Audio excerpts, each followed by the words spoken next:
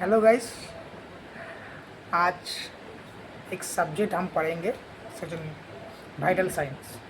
Vital science बहुत ज़्यादा important है मेडिकल स्टूडेंट के लिए, नर्सिंग स्टूडेंट के लिए बहुत ज़्यादा इम्पोर्टेंट है। तो वाइटल साइंस में पहले आपको जानना पड़ेगा वाइटल साइंस में कौन कौन जो आपका वाइटल साइंस से अंडर आता है, कौन कौन चीज़ें। तो आपका पहले पहले कौन कौन चीज़ आएगा। पहले आएगा आपका पल्स रेट, उसके बाद आएगा, आप लोग जानते हो कि उसके बाद कौन कौन आएगा। आप जानते हो वाइटल साइन में कौन कौन चीज़ आएगा। हाँ, बोलिए बोलिए बोलिए। पल्स, रेस्पिरेटरी, रेस्पिरेशन रेट और ब्लड प्रेशर, और टेम्परेचर, टेम्परेचर और ठीक है। हेमोग्लोबिन लेवल में भी। नहीं, ठीक है। तो पल्स रेट का नॉर्मल रेंज कौन सा है। पल्स रेट का नॉर्मल रेंज आप कौन सा वाला पल्स रेट को देख कर आप बोलेंगे नॉर्मल है। 60 to 100। 60 to 100 सही जवाब।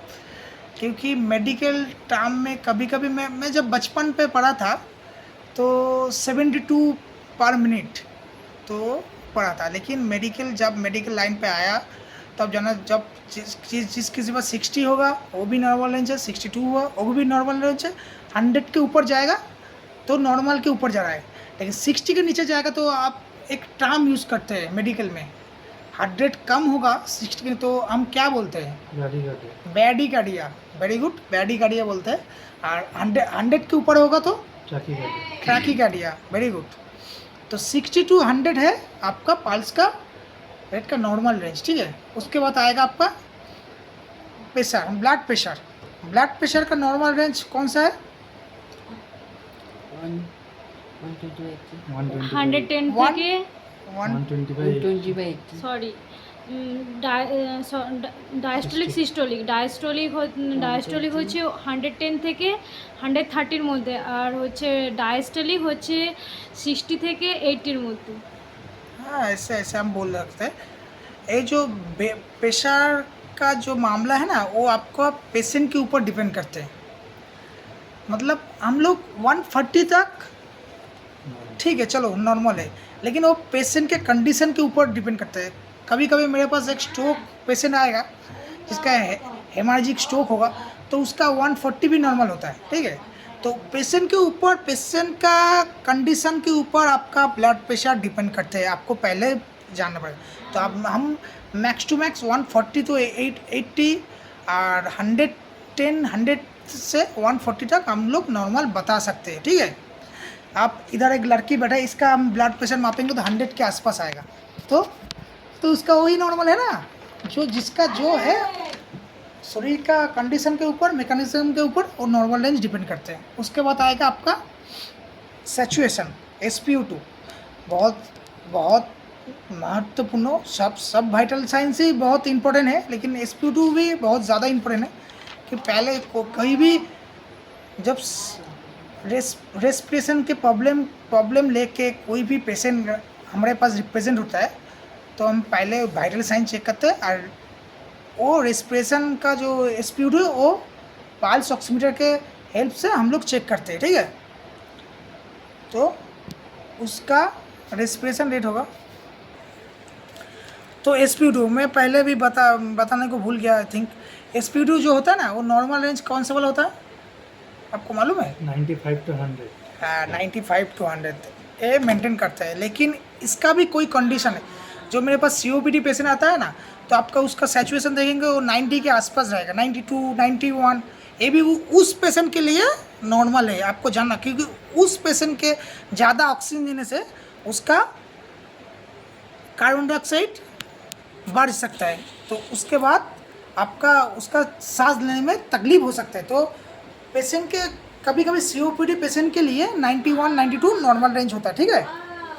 उसके बाद आएगा क्या, टेम्परेचर आएगा नॉर्मल। कौन सा वाला टेम्परेचर कितना तक नॉर्मल रहता है 98 डिग्री फ़ारेनहाइट 90 फ़ारेनहाइट बोलना पड़ेगा, ठीक है। तो ये चला गया वाइटल साइंस, ठीक है। तो क्या क्या सीखा, पहला क्या सीखा, ब्लड प्रेशर, उसके बाद आएगा पल्स रेट, उसके बाद आएगा टेम्परेचर, उसके बाद आएगा Saturation. सैचुरेशन, उसके बाद आएगा और एक आएगा, कौन सा वाला बोलिए, Yes, please. Respiration rate. Respiration बहुत ज़्यादा इम्पोर्टेंट है रेस्पिरेशन रेट। रेस्पिरेशन रेट हम कैसे माप सकते हैं? नॉर्मल रेंज को कितना होता है? 60 to 20. 16 16 to 20. 16 नॉट 60, 16 to 20, 16 से 20 के अंदर, ठीक है। तो हम लोग कैसे मापते हैं रेस्पिरेशन रेट? अब आपको पता है, कोई पेशेंट को सुपाइन पोजीशन पे सुला के उसका एब्डोमिनल थोरासिक जो मूवमेंट होता है ना, वो हम लोग उसके ऊपर हाथ रख के वो जो मूवमेंट होता है ऐसे ऐसे करके उस मूवमेंट को काउंट करेंगे। मिनट जो 1 मिनट पे जितना काउंट होगा वो उसका रेस्पिरेशन रेट होगा, ठीक है। ज़्यादा होगा आपको तो मालूम होगा वो पेशेंट आपका तकलीफ में है, कोई प्रॉब्लम है, तो रेस्पिरेशन रेट बहुत ज़्यादा इम्पोर्टेंट है। तो आपको हमने सीख लिया blood pressure, pulse, saturation, temperature, respiration rate. Temperature कम होगा तो हम क्या बोलेंगे? Hypothermia. हाइपोथर्मिया। ज़्यादा होगा तो Hypothermia. तो हाइपर का मतलब आपको समझ में आया? हाइपो का मतलब कम, हाइपर का मतलब ज़्यादा, ठीक है।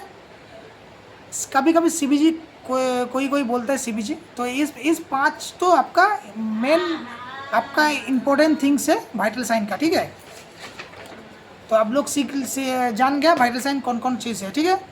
Thank you, please subscribe my channel, like, share and comment. Thank you.